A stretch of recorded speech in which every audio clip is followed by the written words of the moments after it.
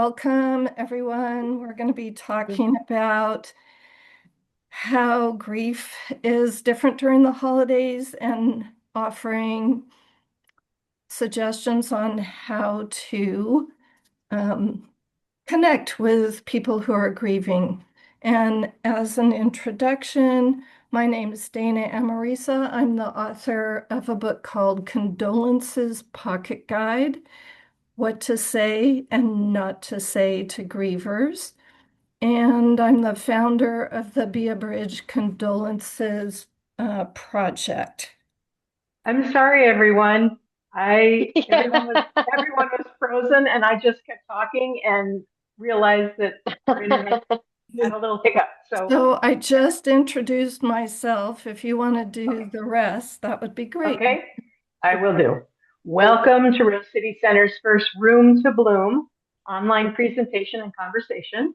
I'm Mary Maleka, Executive Director of Rose City Center, which is a nonprofit organization founded in 2004 devoted to improving our communities by providing training to predoctoral and postdoctoral psychology students and offering accessible, high quality psychoanalytic therapy throughout California. I put our website in the chat, rosecitycenter.org, if you're interested in therapy, participating in our clinical program, or making a donation. I think Nina already stated today's topic is how to help someone grieving during the holidays. And our two presenters are Dana, who already introduced herself, and therapist Angela Wurtzel, both of whom serve on Rose City Center's board of directors. Thank you, Dana and Angela. I turn it over to you. Thanks, Thank Mary. you. Thank you. Yeah. Okay, so just as a starter, to be clear, this is not a grief support group. All of us are likely grieving something, but this isn't to support our grief. This is to help us learn how to help others who might be grieving. So that will be our focus today. And so, did you want me to go ahead? Yeah, go for it, Yeah, Angela. yeah, yeah. And I just want to say hello. Hi, Jennifer. Hi, Amy. Hi, Alame. I don't see you, but if you, and Christopher. Um, Thank you for joining us. This is our first talk, as Mary mentioned. I have been wanting to just, our board members full of so many different people and expertise, and Dana and I thought that this would be a nice way to kick off this series to talk about what it's like to be grieving during the holidays and what makes that different and why it might be so difficult to know what to say and how to reach out. And so I thought I would kind of try to talk about it. And I'd like to hear from other people too who might have gone through some grief, like what makes the holidays different. And I was thinking about, especially when grief is particularly fresh, it's almost like this big contrast between pain and joy. And, what's happening in other people's minds just isn't what is necessarily going on in the griever's mind. But that might be true all of the time anyways. Like we're never thinking and feeling exactly as somebody else. But what particularly makes the holidays sensitive is there's a lot of pressure and a lot of emphasis on joy, and sometimes what's joyful is missing, particularly during the holidays, and just feeling so different, like I mean, I think I feel different most of the time anyways, but uh, as a griever, and whether it's a person or the death of a relationship, or I was thinking a lot about Los Angeles and the fires and people losing all of their, so much of their foundation last year. It's almost been a year. And just how, really stark this year feels. in difference from last year. And so I wanted to highlight those differences, but also wonder if anyone else has any ideas about some differences that might be occurring during the holidays that. And the other thing I thought about too is that, during the holidays, uh, you kind of get forgotten that you're grieving in a way too, that like, um, and so how to speak directly to these losses and as friends, as family, as colleagues, as professionals, what's what can be helpful and authentic to oneself. I think that's also like really important that we all are um, have different experiences of grievers in our life and our relationships with those people. There's no cookie cutter way to explain how to be, but I thought that we could use Dana's expertise in being so sensitive to grievers, and how to access those feelings within us to Yeah, be as real. Yeah, go ahead. Yeah. yes.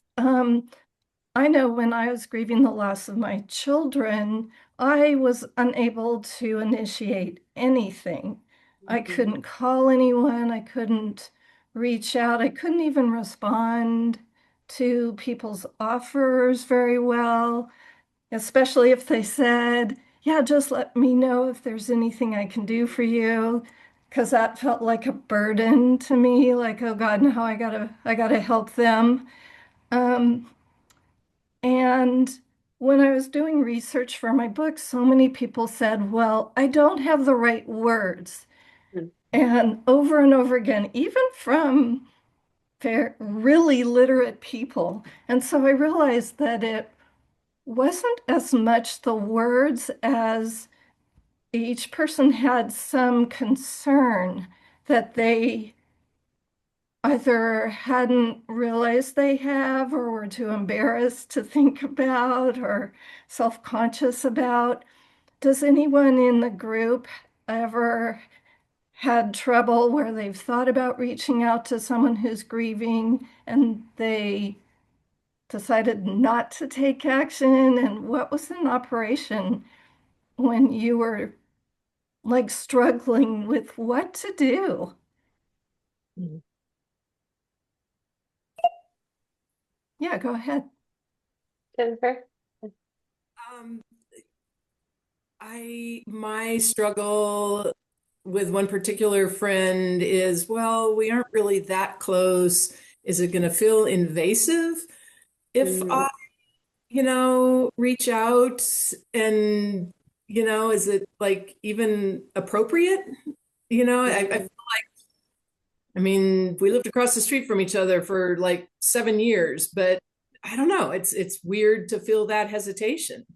I didn't know his, mhm, you know, um, but I still want to support him, but mhm, there is that hesitation, like mhm. it's gonna feel like it's out of the blue.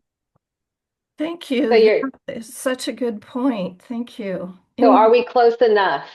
are Is we is close enough? are we close enough? Hmm. That's great. Mhm. Anyone else have anything they want to add? Mhm. Well, one of You the, want to give it 1 second? Yeah, sure. yeah, yeah. Maybe people. Yeah.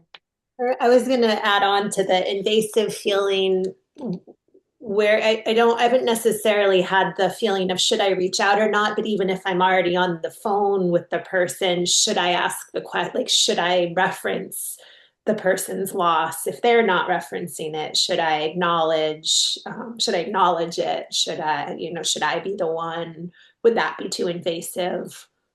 That's come up for me. Mm, Thank you. That's a very good point. I mhm. know I felt that way. Mm.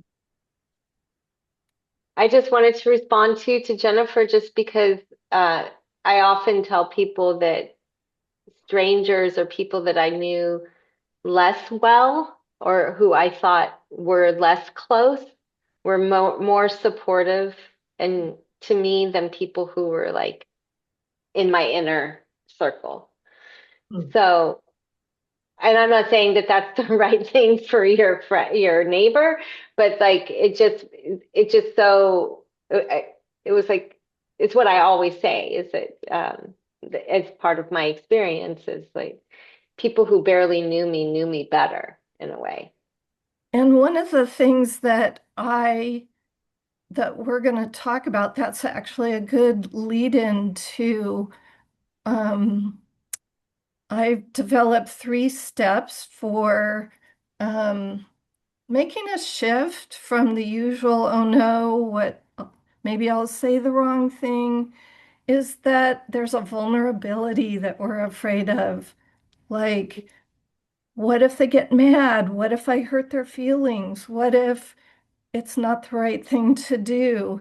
And it's a risk, yet that's really made a huge difference to people when people stumbled over their words and said, well, I don't really know what to say, but I just want to let you know I'm thinking about you. Then I was like, oh, thank you. It's like I had no way of knowing if anyone even remembered if they didn't tell me. And just to Mm, acknowledge that it's hard, but we have to decide which is more important, safeguarding our own feelings or taking a risk for this person who's suffering. And the worst that can happen is when people would say something to me and I really didn't want to talk about it, I'd go, thank you, and I'd change the subject. And I knew they were thinking, and we just went on to something else. So, yeah. well, I guess I'm wondering if anybody wanted to like express what they might have come to this talk for, like if they're thinking about something or someone who they want to say something to or want to acknowledge during the holiday, that like to give us some context without, making yourself too too known, just so that we can maybe like attune to um what you might have hoped we could help you with, or guide you through.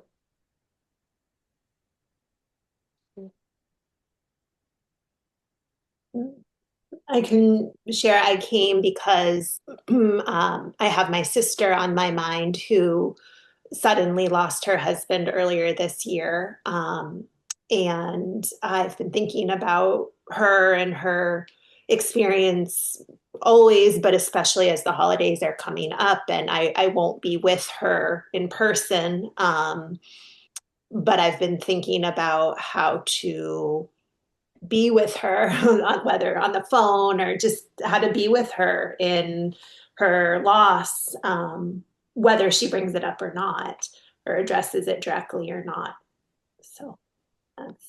Thank you for that. That is such a good universal. I mean, it's very specific to you and your sister, but it's a universal question like that.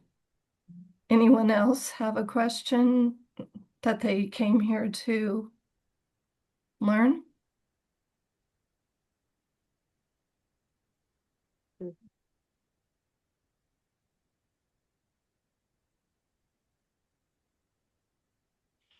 Well, then why don't we move along? Okay. Um, so before we go into the 3 steps for that will address that, are there any other events besides death that um, we can think of that people might be grieving? We've already touched on the fires. Mm-hmm. Are there any other life events that actually cause people to grieve that you can think of? Well, there's a lot of people who've lost their jobs. That's right. Mhm. Yep. It seems. Thank you. That, Have you been wondering what to say, Jennifer, with people who've lost their jobs? Fortunately, most of my friends who lost their jobs are Forest Service people, and they're all going back to work. Uh, I know that there are a lot of people who haven't, who haven't gone back to work. So, yeah, I guess the holidays would be particularly difficult because holidays are expensive. I mean, mhm, tradition, mhm, it costs money, travel, mhm, just big meals and presents and all of that. So yeah, I would think it would be a particularly difficult time. So yeah, I'd be interested, to mhm. more about that. Mhm. Disconnection from family of or is it okay if I read this, Alame? Um, let me see. Disconnection from family of origin, especially for LGBTQIA plus folks and perhaps those affected by ICE. And then I'm not, okay, no problem. No, it's a wonderful, wonderful question or comment, exactly. yeah, estrangement from your family for myriad reasons. Mhm. Yeah, and a lot of people really afraid right now. Mhm. Um, Hmm. I don't know what just happened to that chat. Okay. Wow, these are great. Mhm. All right. Mm. Well, if it's okay with you all, I'd Yeah. like to tell you about um, the 3 steps to saying helpful condolences. I cover those in my book, Condolences Pocket Guide, and we'll go over them here and then we'll actually do them together and to see what you come up with. Mm. So when people would say that they don't have the right words, that to me was a key that the focus is too much on the other person and how they might react because in the end, we don't have control over anyone else but ourselves. And sometimes I don't feel like I even have a lot of control over that. Um, so and when the focus is out there, we're going to have a tendency to want to pep them up or solve their problem or give them silver linings or advice or suggestions. And all those type of condolences that we've known since we were children, because we've heard people say them, are actually not that helpful. Mhm. And so the first step is to do something completely counterintuitive, which is to turn your attention away from the griever and onto yourself. Then, once you have your attention there, take a look and see what are my concerns or difficulties or distress or emotions, what that might be, and extend yourself some kindness and curiosity about that.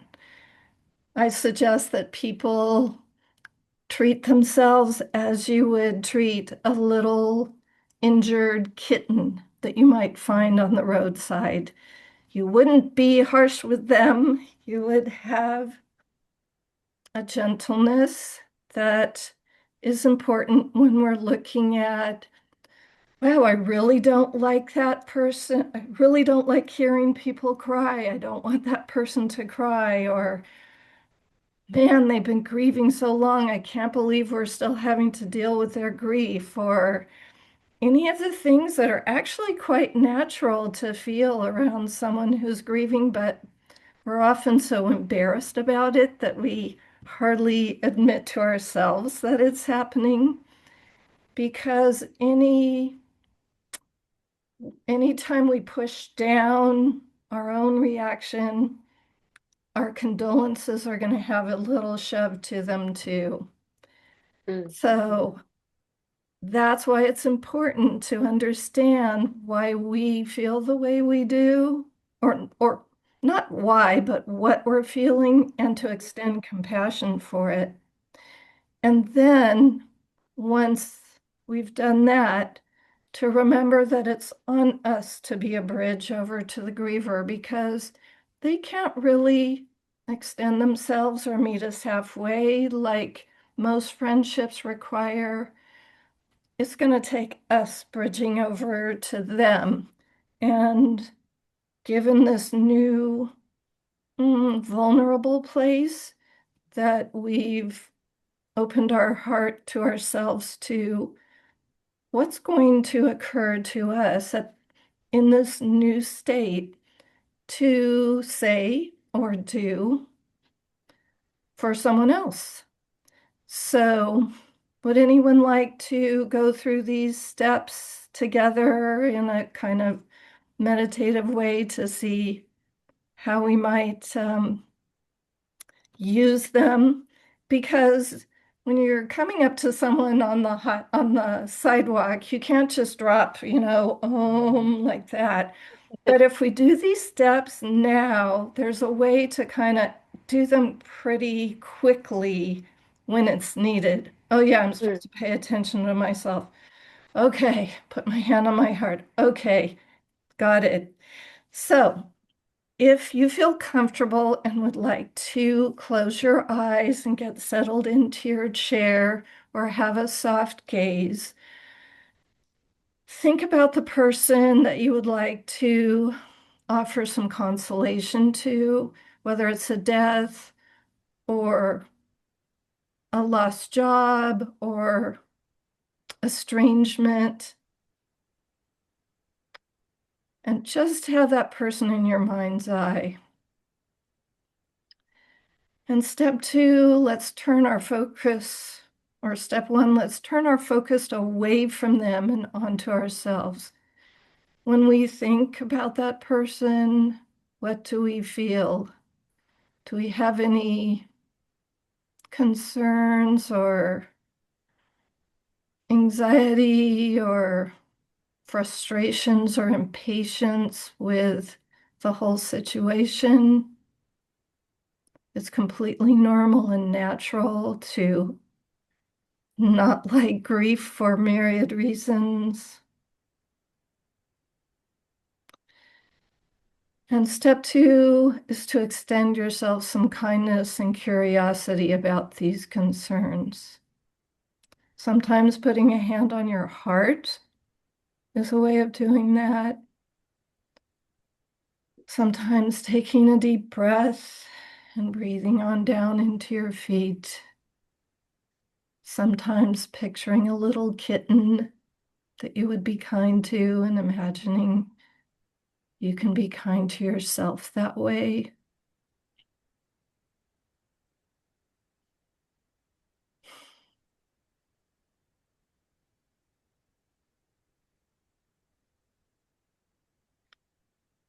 And once that you have felt a little more space around the situation,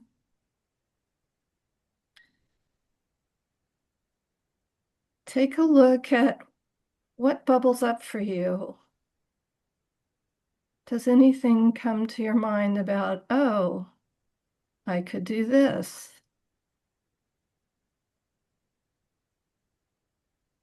I could say that.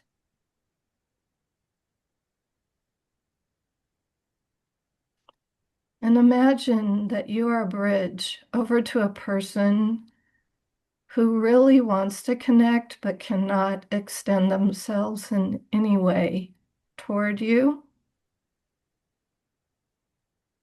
Does anything pop up for you that feels true to your heart? And when you're ready, come back into the room.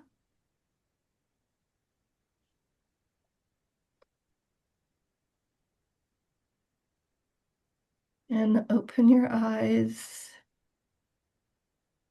and connect with the group again. And would anyone like to share what they saw or heard or felt during that process? Mary? Yeah, I think for me, I love giving hugs. Mm. And I was thinking of a person in particular who isn't in my day-to-day world, but lost his sister recently. And I was thinking, how do you convey a hug in some other way? And I remember after 9/11, I heard someone say, yeah, I gave my son, my daughter, a 5-minute hug. And I feel like that is my kind of go-to when I'm in person with someone, is just to hug someone for a very long time and, conveying that long distance in words or in some other way. Could you say, I'd like to give you a 5-minute hug? Yeah, I could. I don't know. I don't That's know. beautiful, Mary. Yeah. Mhm. Yeah. Even what you just said there, Mhm. I'd like to convey in words what I'd do if you were in person. Mm-hmm. Mm-hmm. Yeah. Mhm. That's Yeah. beautiful. Beautiful. Would someone else like to say something about Or their, write something if you're not in a quiet space. Don't want to hear from you. yeah, Um,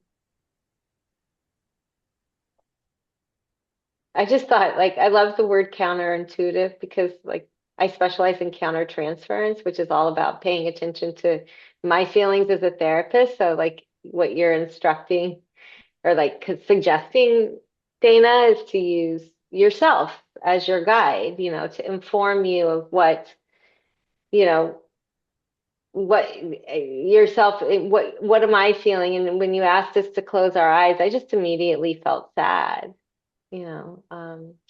And I was thinking, and then you said something about impatience. I'm like, oh, I feel that too sometimes, but um, it's more of like an estrangement situation. But and just to, I was thinking like I don't know if there's, I know that it could be maybe more of a tone. It's more than of the words, yeah, the tone of my words, not so like driving what I want, and more of like how difficult it is to make decisions during the holidays when you're estranged from your family, yeah, and just um, and that there's so much. It's like a empty field in a way. Like you have people, but you don't have them, and it's like a floating, experience. mm-hmm, And just to acknowledge that, And I thought, like, if I was going to say something to someone, if I had someone in my life who who might have lost, a person recently, I might, ask them if they were what they've, you know, even if it had been me, I would have wanted to been asked, like, how often are you thinking of your person if he were here, or what did you have planned? Um, there's an uh an urge to keep the person alive in the mind. I mean, more, and so I was thinking about that. But even maybe for people who've also lost jobs, like what can they do? What do they need help with? Or just doing something for them. I agree with you, like bringing them something. Okay, says recently my friend texted me, I've been thinking about you. Would you like to check in soon? I'd love to catch up and see how you're doing. Perfect. I'm so glad you got that text. Yeah, just how are I, you? I love What? that. I've been Mm-hmm. thinking about you. It's Mm-hmm. my go-to phrase because it gives people an out. They can, if they want to talk, they can say, "Oh, thank you." And then that opens the way. If they don't, they'll say, "Thanks, I've been thinking about you too." And then Mhm. you know that that's not what they want to talk about. And Or, yeah, I mean, I think being thought about is probably like the most important thing outside of love, like yeah, just knowing that you're thought about, and then also like being able to say thank you for thinking about me. Like it feels so good to yeah. Hmm. to receive that and to acknowledge that. When I was estranged from my family, oh man, the holidays were so painful. Mhm. And I would have big holiday meals with all the other people I knew who were estranged from their families, but it would have been nice if someone who actually knew my family and knew me, if I had heard from them, like, I know you can't be with your family right now, but um, I'm thinking of you, and I hope that can help, you know? Mhm. So, Yeah, it sounds like just stating the truth of the situation. yeah. How about you, Jennifer? Anything? Yeah, go ahead. One thing that occurred for me in that exercise was making the shift to think about myself. Oddly enough, it softened my heart and got me out of my head. Just turning it back around, it's like, oh, yeah, this feels a little hard, but I really care about this person and I want to let them know that, and it Mhm. got me out of thinking, oh, well, should I, shouldn't I, what should I say, da, da, da, da, and just right down into my heart. And then it's like, oh, well, it doesn't matter what I say. I'm coming from it. Mhm. So that was useful for me. Mm. That's great. And that is the main point because so often we're in our heads, we have criticisms like you say, or self-judgments, or, just all the chatter that goes on, and we lose sight of what is the purpose of this communication that I want to have with them? Mhm. Mm. To let them know that I love them, to let them know that they matter to me, to let them know that I see them. Mhm. Yeah.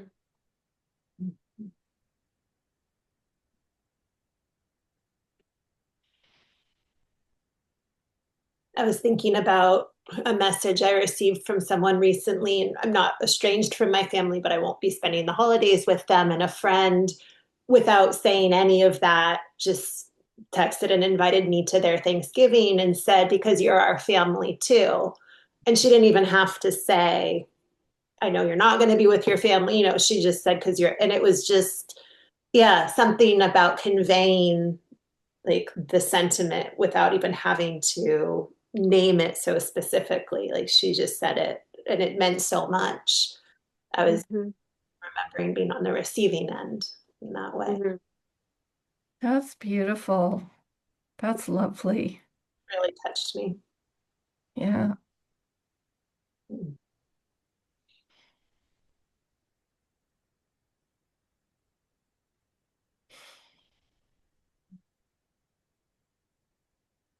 Hi, Hello. Evelyn. Oh, Hi. hi, Evelyn. Hi, Dana. Hi, Hi, Evelyn. hi, everyone. Um, Hi. I, when I did the meditation, I ended up going into um, feeling the impatience. Mhm. Uh, if people are mourning too hard or too long, and when I allowed myself just to be there instead of trying to stuff it away fast, I realized that when I was a child, we weren't allowed to show sorrow or to mourn. We were Mhm. moving around all the time. We were never encouraged to stay in touch with our friends who we lost in those moves. And and the feeling was that there was so much pain in the family already. We had to stuff it because we would just be adding to the pain of the whole family. So I realized that I learned not only to deny my own feelings, but to experience this impatience with others when they are giving themselves permission to feel more than I would have allowed myself. Wow. So, yes, so, and I think there are lots of people who have had their feelings suppressed in childhood who aren't Sure. comfortable with feeling their own feelings, and therefore, till we start becoming comfortable with our own feelings, how can we really be comfortable with somebody else's? So it's been a huge lesson for me to Yeah. slowly become less judgmental about my own intense feelings. And in the process, I notice how I'm being more and more able to handle other people's intensity. It Yes. makes me wonder, Dana, would it be okay in your book, literally and figuratively, to say something like, I'm just so sad that your, husband isn't here. Um, I, Yeah. Yes. Because hmm people want to hear their loved one talked about hmm as yeah. if that person is remembered as well, as if I'm not the only person on the whole planet remembering my daughter and my son. And Well, it's the only thing you're thinking about too. So when you're around a bunch of, like if you're at a family dinner or something and nobody's speaking their name, I imagine it feels really crazy making so it would be okay to say like I miss your I miss so and so too, or I'm sad that so and so is gone, or it's hard for and you. even positive things like hmm I was just hmm thinking about your daughter and Oh, how she used to blah blah blah. Or oh yeah. I Positive remember things when too. we Yeah. had Thanksgiving with your husband, he used to always do this thing that blah blah blah, Mm, and that brings them back into to the the room. Yeah. conversation. And How but could we do that with people who've lost, like during the fires? What would you? mm, It's a little more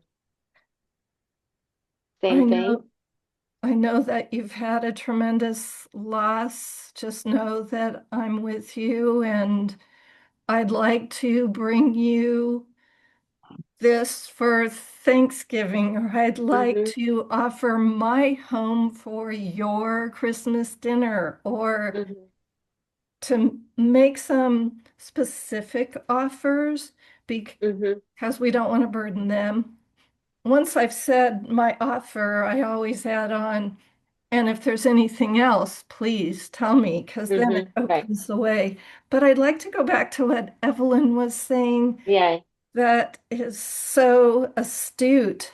And even like both Evelyn and Jennifer were saying, once you notice, all it takes is noticing, and it tends to soften whatever it is. hmm Impatience, fear, just the noticing hmm drops you out of your head and into your heart. So thank you both so Yeah. much.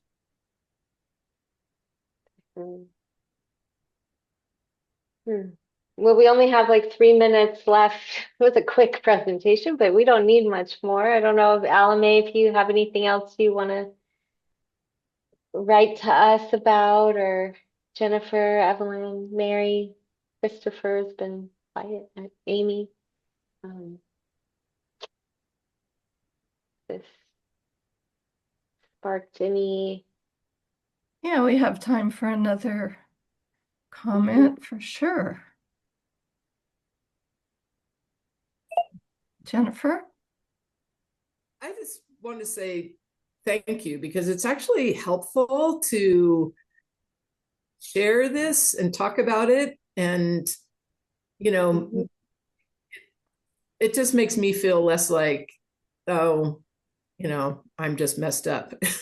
It's like, no, this, and you guys are acknowledging that and, you know, cool. So I appreciate that. Mhm. And Thank everyone, you. I appreciate. Yeah. What was What was that? that? I'm sorry. Jennifer, can you repeat what you said? I talked over you. and everyone who chose to come because it takes some Mm-hmm. vulnerability to even show up at something like this. Mm-hmm. Yeah, I agree. Yeah, I appreciated just the conversational nature of it. I mean, both the teaching aspect, but also just being able to talk. It just gave me a lot to Mm-hmm. think about, and I appreciated the structure. Mm. Well, I'm so happy that you folks wanted to talk about it because that is the way we work things out and these kind of scary little emotional things we're faced with. So, And we'll be doing another talk in 2 weeks. It'll be more active. Do you want to say yeah, how it's on how to write a condolence note for how to write a holiday holiday? condolence card.